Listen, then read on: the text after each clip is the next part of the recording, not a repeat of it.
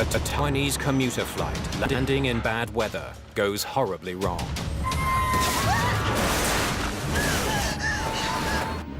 TransAsia 222, do you copy?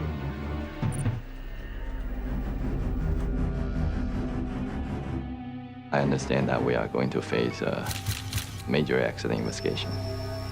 People are saying that the typhoon caused the crash. Speculation on a cause runs rampant. What was the minimum descent altitude? But the evidence points investigators in a troubling direction. Unfortunately, the pilots perished in this accident, so it's impossible to ask them after the fact what was going on.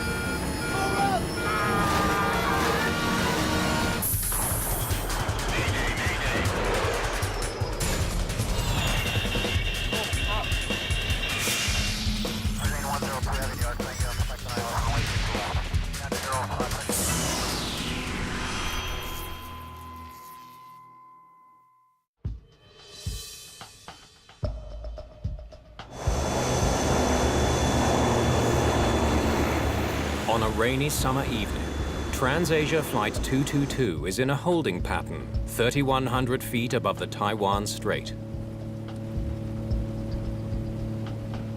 The pilot flying is Captain Li Yi Liang. Heading 240. He's a former military pilot with 22 years of commercial experience. TransAsia 222, heading 240. First Officer Cheung Kwanshing is the pilot monitoring. He's been in the job for just 2.5 years.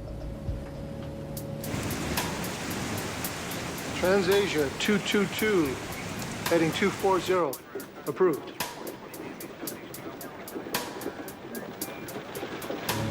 The pilot flying flies the airplane. The pilot not flying is overseeing the flying of the airplane and is trained to interject and to intercede if procedures aren't being followed or if the aircraft is in a dangerous situation. The TransAsia crew is flying an ATR-72 twin-engine turboprop, a popular short-haul airliner.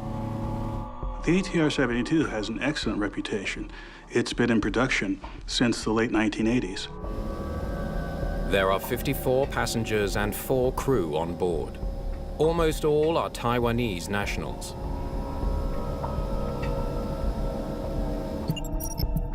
Flight 222 departed from Kaohsiung City, the second largest city in Taiwan. It's headed for Magong in the Penghu Archipelago, a popular Taiwanese vacation spot. When we hear Penghu and Magong, we think of summertime and going to the sea and lots of tourists.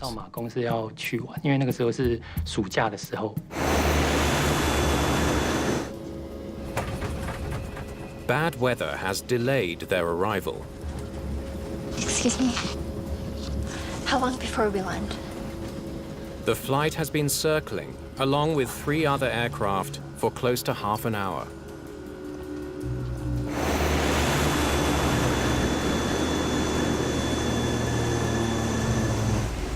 The delay is the result of Typhoon Matmo. The Category 2 storm hit peak intensity a day earlier with winds of nearly 90 miles an hour. Taiwan is located in a tropical area, so it's normal that we get typhoons, even in the summer. There was a typhoon just passing through Taiwan area and moving to China. So there was thunderstorm, heavy rain, and very strong wind, gust wind. But now the weather in Magong is starting to improve, so air traffic control starts bringing in the circling planes. Uniair 7647, Magong runway 20 now open. Visibility 1,600 meters. State your intention. Uniair 7647, request runway 20, approach. There were total 4 airplanes in the air at the time waiting to get into Magong Airport. The TransAsia captain checks the approach chart, preparing for his turn to land. Visibility 1,600. We can now use 20. TransAsia 222, you're next in line. Say your intention. TransAsia 222, request runway 20. VOR. TransAsia 222, roger. Fly heading 02360, radar vector. VOR approach. A VOR is a type of radio navigation device that's commonly used to either help the aircraft navigate over large areas of land, or more specifically, as part of an instrument landing system. Ladies and gentlemen, we are about to begin our approach to Magong Airport. Please ensure that your tray tables are safely stowed and that your seatbelts are fastened.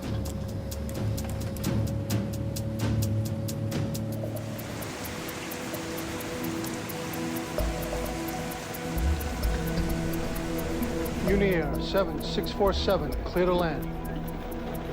The first of 4 flights waiting to land has now been cleared and will soon be on the ground. Magong Tower, TransAsia 222. 8 miles from airport for VOR runway 20. TransAsia 222, Magong Tower, runway 20, continue approach.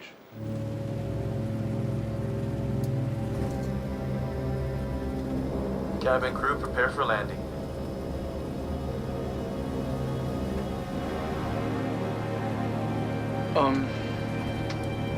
Passing 5 miles. Okay, flat 15. One of the biggest differences between pilots who do short-haul flights versus pilots who do much longer flights is quite simply the short-haul pilots will have more takeoffs and landings. Speed check.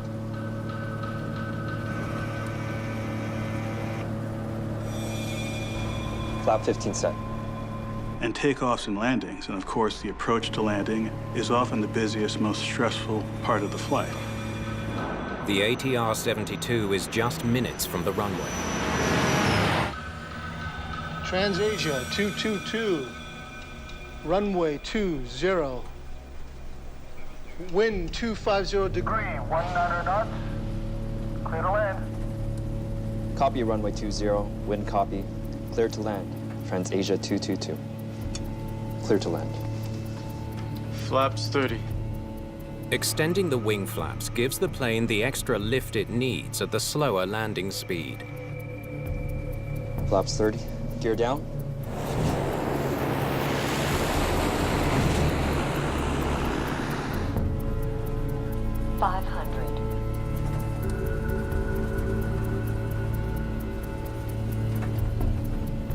Um, 300. Set altitude 300. The captain calls out an altitude for his first officer to dial into the autopilot. Altitude set 300.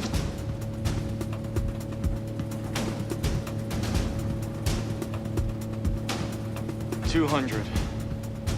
The captain decides to go lower. The plane is now less than 30 seconds from the ground.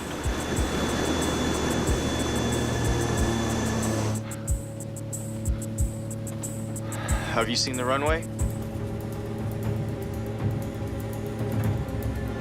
No. No? No, sir. Oh, okay. Okay.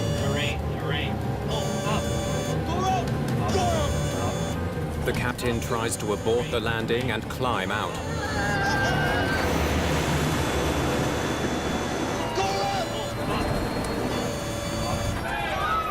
But it's too late.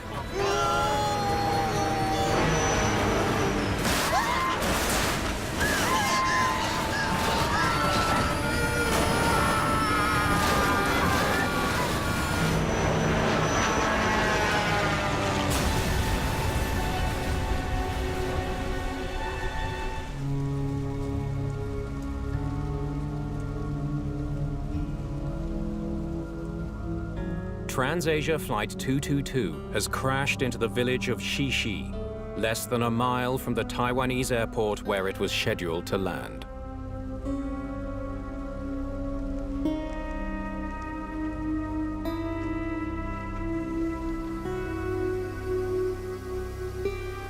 Incredibly, some passengers have survived the horrifying accident. All they can do now is wait for help.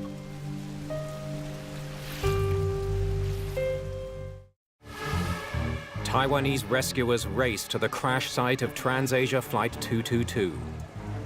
They soon discover that of the 58 people who were on board, 48 are dead.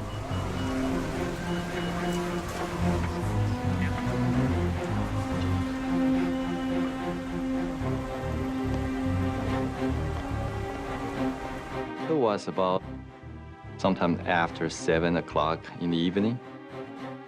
I was watching the news, and there's the breaking news headline on the TV.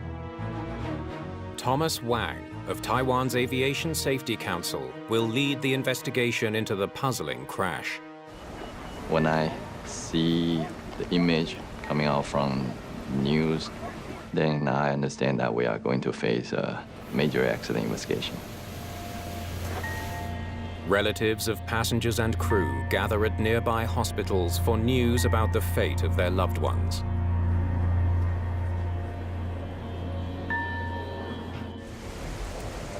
The light of day reveals the full scale of the devastation in the Taiwanese village of Xixi.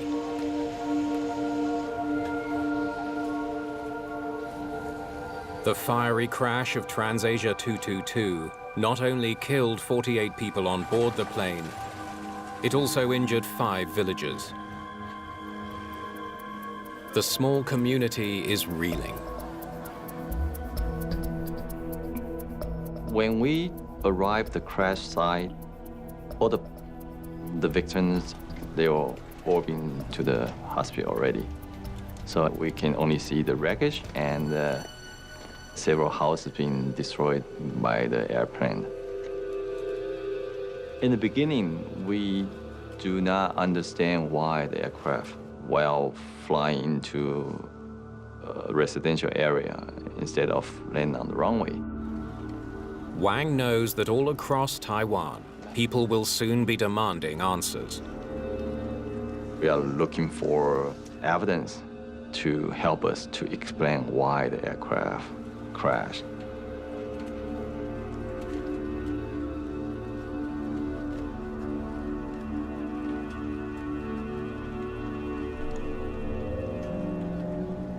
Okay, everybody, you know what to do. Let's get to work. We are looking for the recorders, the flight data recorder and the copy voice recorder.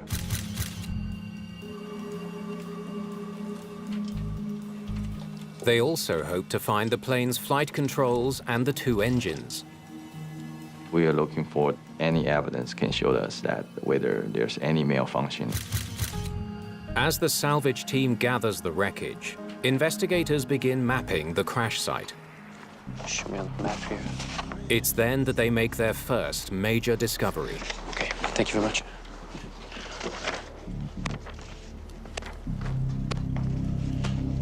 Apparently there's wreckage all the way over here. The first point of impact was not in the village. It was in a nearby forest. Let's get somebody out there, see what they can find. The first impact point, the area with trees, it is about 200 meters away from the residential area. Investigators can now see that the plane was not lined up with the runway on its descent. For some unknown reason, it was off course. Why were they so far off course? At this early stage in the investigation, the cause of the crash is still a mystery. But already the team has recovered the black boxes. The devices could provide many of the answers they're looking for. In the beginning phase, we do not want to speculate too much. So at that time, we just collect all the evidence we can find and wait for the recorder's readout come out.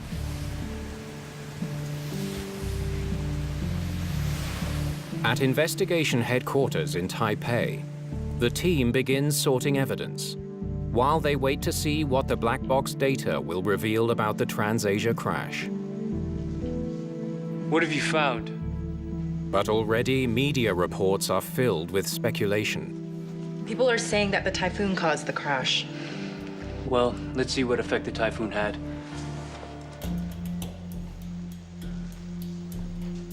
Right, so we got the flight track up there. Wang wants to know exactly how close Flight 222 was to the eye of the storm at the time of the crash. We know they took off at 5:45 p.m. and they were coming in for landing at 7 p.m. Matmo is the third typhoon in the Western Pacific in less than 3 weeks.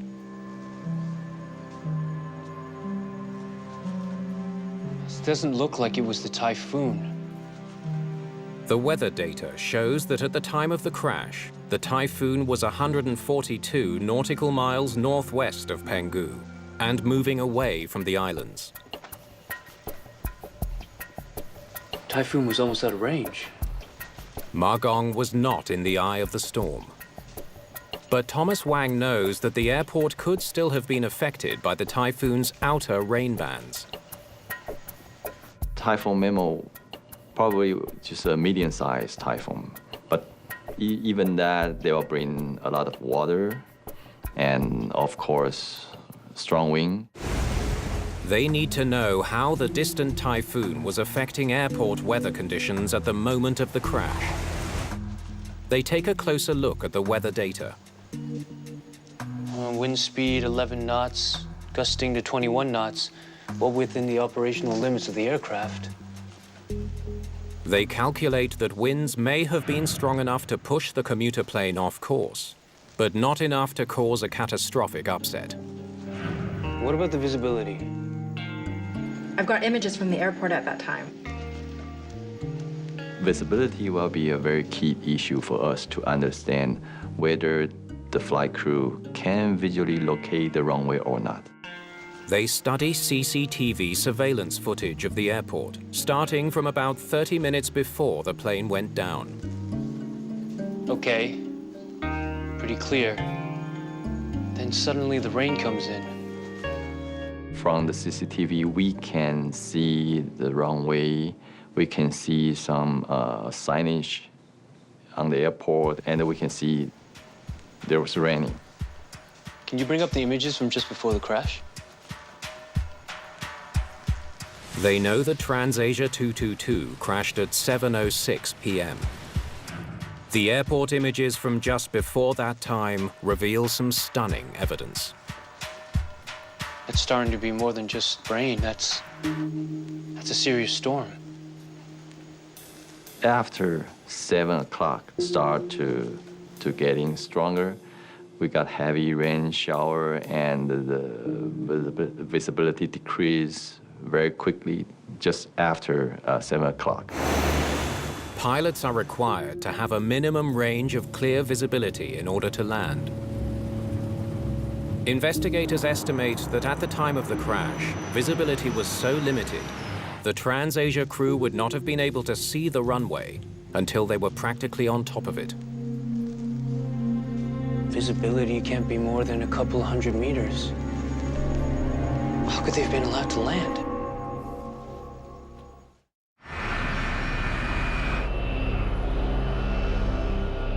Taiwanese investigators need to understand why TransAsia Flight 222 was allowed to land in Magong when visibility at the airport was severely limited.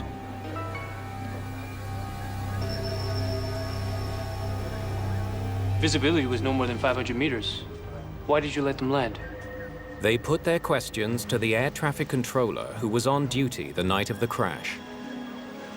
The controller has to inform the flight crew for certain information, such as runway in use, the visibility, and the wind condition. The weather report said that it was fine. At 1900 hours, they reported a visibility of 1,600 meters. Uniair 7647, Magong runway 20, now open. Visibility 1,600 meters. State your intention. 1,600 meters of visibility is the required minimum for the approach the TransAsia crew was flying. These are from the time of the crash. Clearly, the visibility was less than the minimum. All you had to do was look out the window to see that. Well, that's what we were told. Where do you get your weather data from? It comes from the weather center here at the airport. Magong Airport is a joint civilian and military facility. Weather data is collected and distributed by the military. I'm gonna go check outside. An observer goes outside to check conditions at least every 30 minutes. 观测的时候，那他需要 Weathermen had to record a lot of information like temperature, wind direction, air pressure. 风向风速 RVR 温度气压 Investigators learned that at 6:58 on the evening of the crash, 8 minutes before the fatal impact, the weather observer returned to the office after checking conditions. It's raining harder out there, but visibility's still fine. The visibility at the time the flight crew decided to land on that runway was within limits. Good evening, air traffic control, local observations. Visibility of 1,600 meters through thunderstorm rain. Scattered clouds for 200 feet. The weather observer reported to the control tower at 7:02 p.m., 4 minutes before impact. At the same time, the rain picked up in intensity. During the approach, visibility worsened. I'm going out again to do another check. The visibility was decreasing from 1,600 feet to 800 feet, all the way down to 500 feet because of the heavy rain. By the time the controller received the updated report at 7:10, it was already too late. TransAsia 222, do you copy?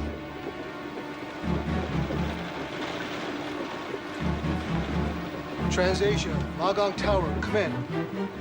He could not possibly have informed the crew. They had already crashed. Thanks very much for your time. It's now clear that weather conditions at Magong Airport changed rapidly in the minutes before the crash. But for Thomas Wang, a delayed weather report does not explain the disaster. Altitude set 300. He wonders why the pilots didn't simply abort the landing altogether. 200. Every aircraft flight is ultimately the responsibility of the flight crew. It's up to them to make a decision whether to continue the flight or not continue the flight. And see, they should do the prudent thing and actually execute a missed approach.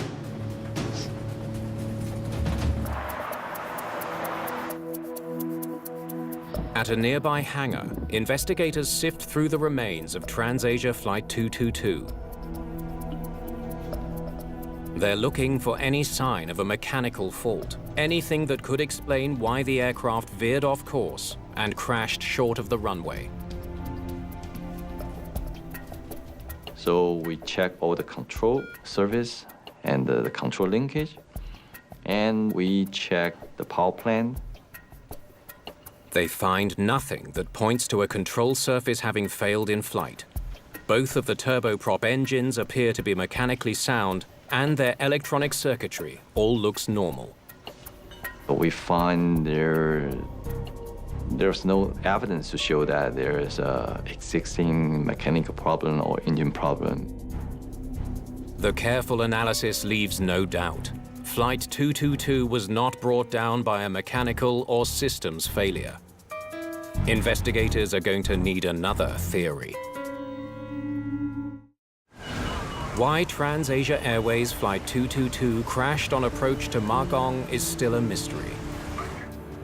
But now investigators have a new tool in their effort to find the cause: the plane's flight data recorder.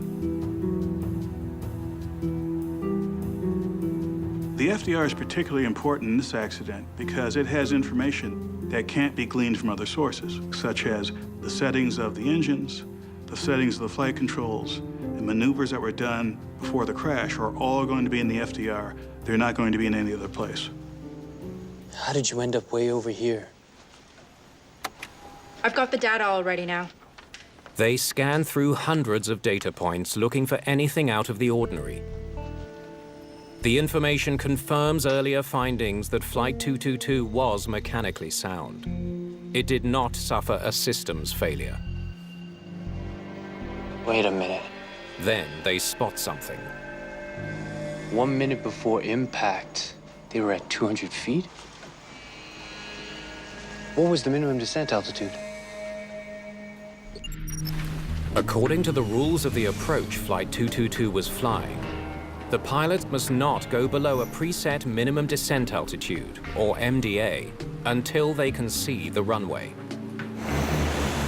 If they can't see it, they are to do what's called a missed approach. Have you seen the runway? Go around and make another landing attempt. No. Or divert to another airport.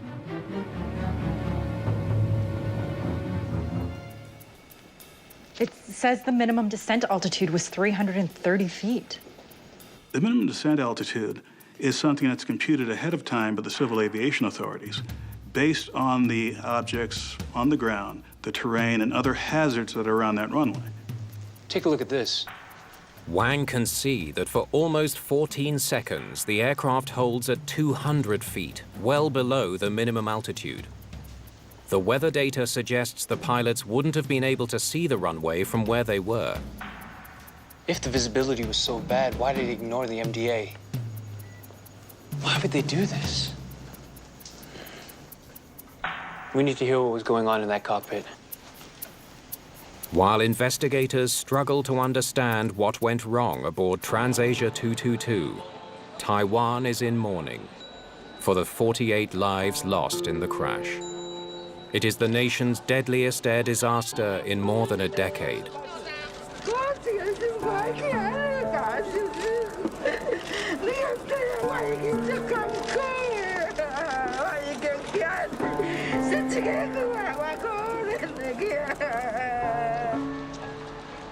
Vincent Lin, chairman of TransAsia Airways, tries to ease the pain felt by relatives of the victims.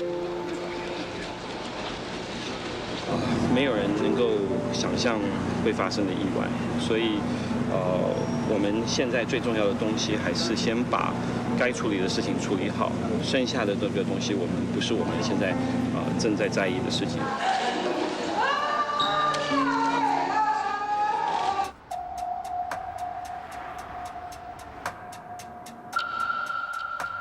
Critical evidence that could shed new light on the crash is finally available to investigators. The cockpit voice recording. In this accident, it's very important to get the CVR for a couple of reasons. First, unfortunately, the pilots perished in this accident, so it's impossible to ask them after the fact what was going on. But more importantly, this gives a record during the entire flight of what was said in the cockpit. Ready? Let's start near the end, just before the landing. Investigators hope the recording can reveal why the crew flew below their minimum descent altitude before crashing into a village. TransAsia 222, request heading 240. TransAsia 222, heading 240. Approved. Magong Tower, TransAsia 222, 8 miles from airport for VOR runway 20. TransAsia 222, Magong Tower, runway 20. Continue approach. Cabin crew, prepare for landing.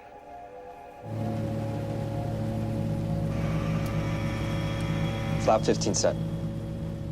Soon, investigators hear something unexpected. Gear down.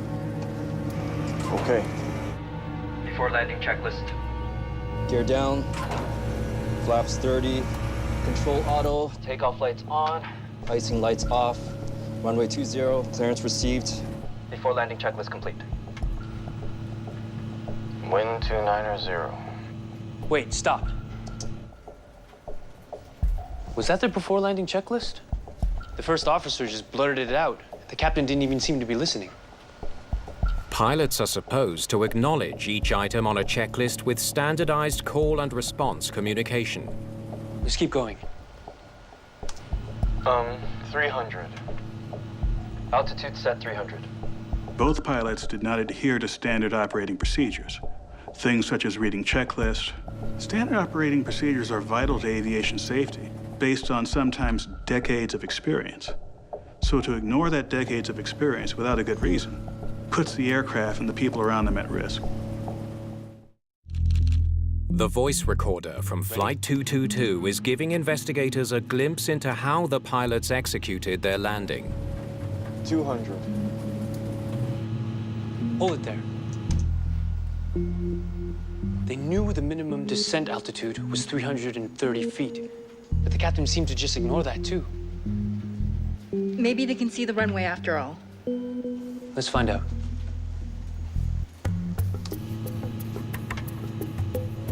While approaching 200 feet, they disengage the autopilot. Disengaged. The captain is now controlling his descent by hand. Turning off the autopilot simply means that they're turning off any automated flight functions, and the airplane is fully under manual control of the captain and the first officer. The investigators listen closely for any indication that the crew could actually see the runway ahead. Have you seen the runway? No, sir. When they descend to 200 feet, they are still looking for the runway. No? No, sir. Oh, okay. Okay. Okay. When they descend to 72 feet, they are still looking for the runway. It then takes the crew a full 13 seconds before they decide to take any action. Go around! Go around! Given the speed the aircraft was flying, they could have traversed several hundred meters in a 13-second span. The fact that they spent any time at all in that condition really increased the likelihood that they would hit the ground or hit an object on the ground. So we're pretty much sure they cannot see the runway, but they decide to just descend the aircraft, try to find the runway.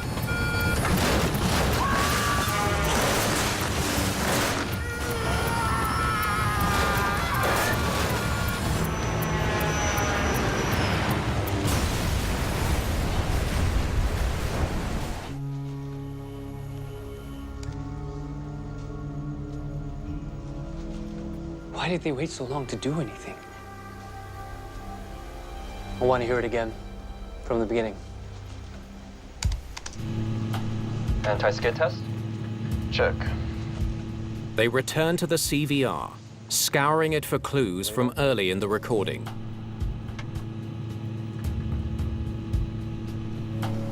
Stand by. After start checklist complete. What they hear is alarming. Sir, do we preset next altitude 340 or 400?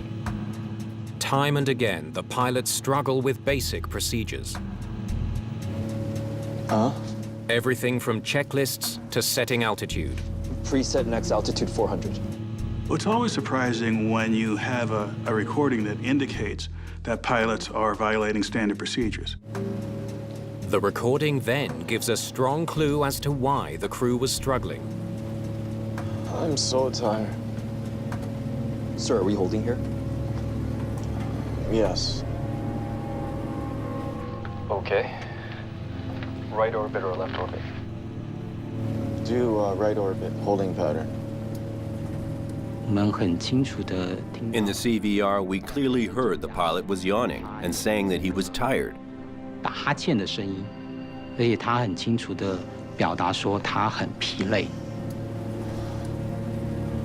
Given that the pilot was tired, as evidenced by the yawning, this implies that the pilot will not be as sharp when it comes to reacting to situations and to actually carrying out decisions once they're made. This will make it less likely that the crew as a whole will be able to respond to emergency situations. Why is he so tired?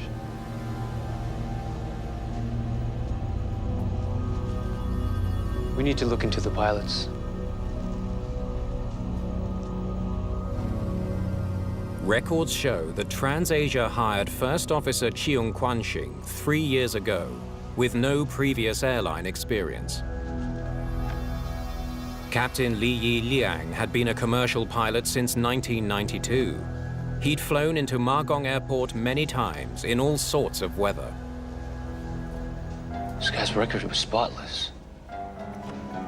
It's clear that the captain had much more experience flying than the first officer. It's when they look at the flight logs of the two pilots that they make an important discovery.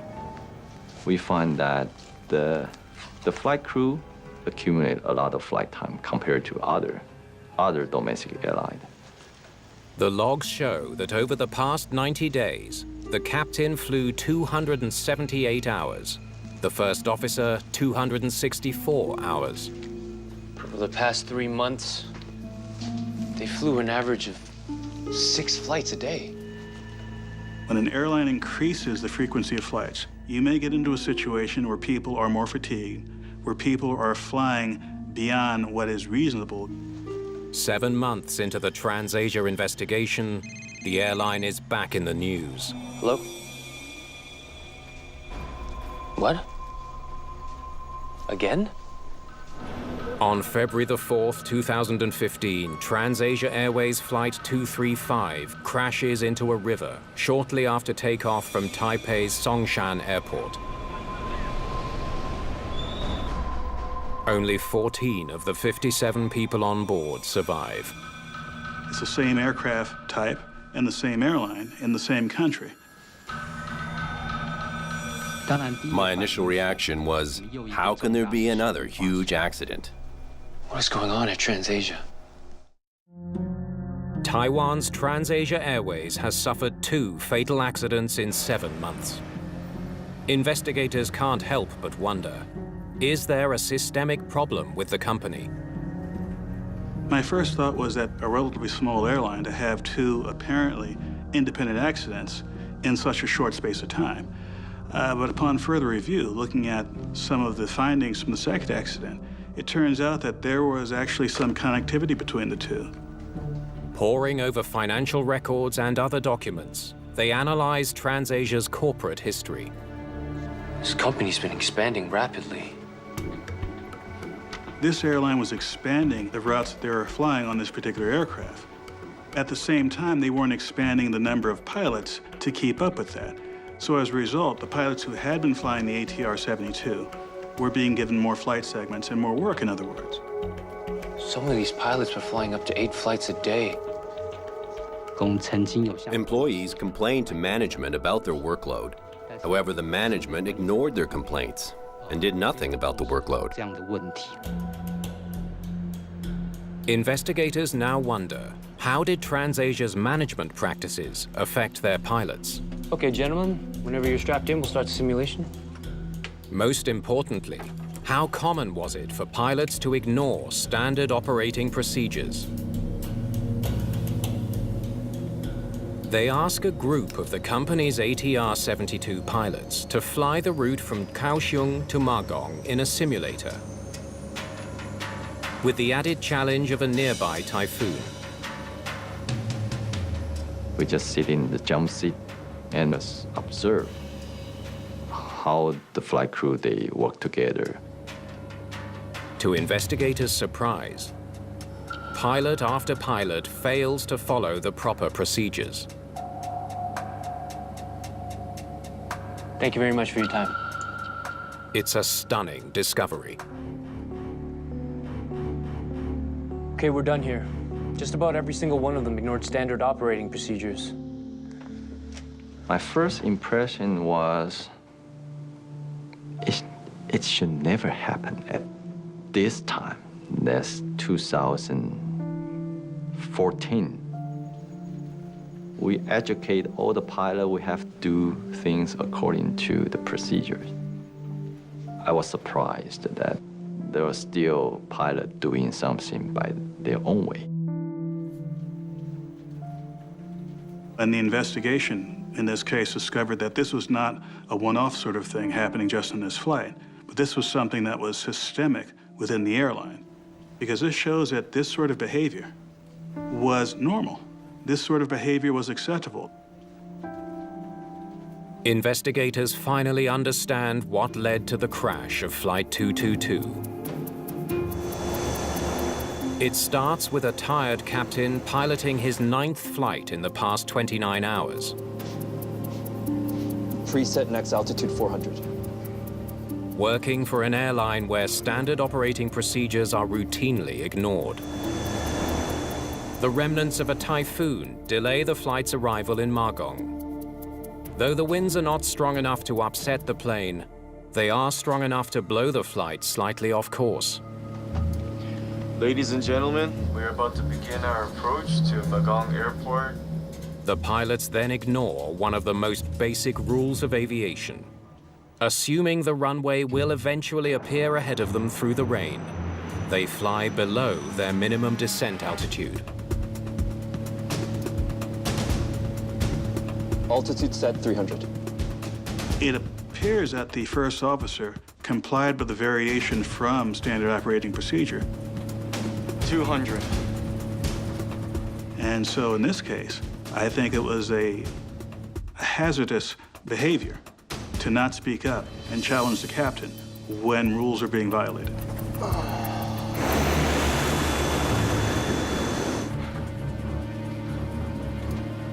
Have you seen the runway? No. Oblivious to how close they are to disaster, they drop low enough to hit a tree, sealing their fate.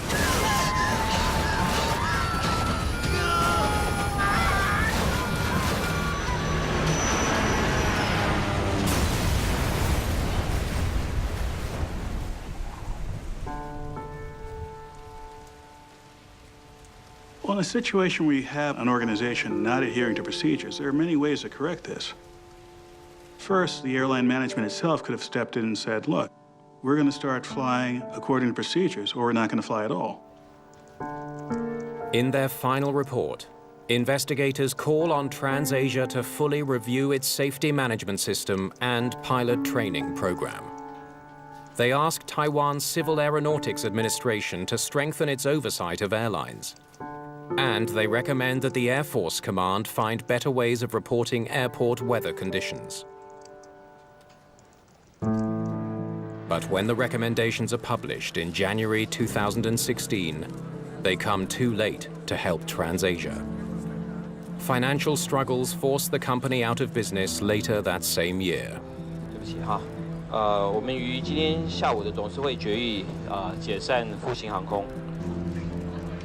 今年度前3季共计亏损已超过22亿，且后市未见乐观。董事会历经TransAsia Airways no longer exists. 当我2016年听到他们这个公司 When I heard that this company was closing, I was 个 surprised. 人会觉得很遗憾。从他们给我们这些书面资料里面。 We thought that they would become a better airline over time. So it was unfortunate when we heard that they were shutting down. 或许如果他们能够撑过这次的危机，或许他们有机会，或许啦，可以变成一个更好的公司。 What was really disheartening was to see that this was in a sense preventable. There are many opportunities to have stopped this or to correct it before the accident happened. Unfortunately, none of them happened.